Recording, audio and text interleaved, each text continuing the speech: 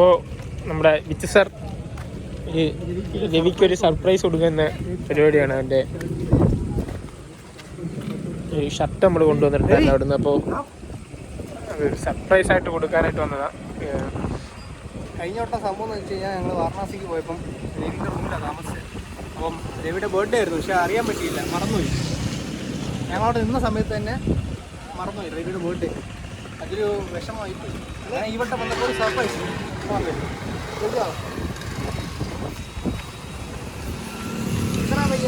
ഇതാണ് രവി. ഇതാണ് Ravi. Hi. Back then when we were Varanasi, your birthday. Please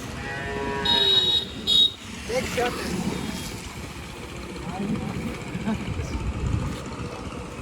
Okay. Happy.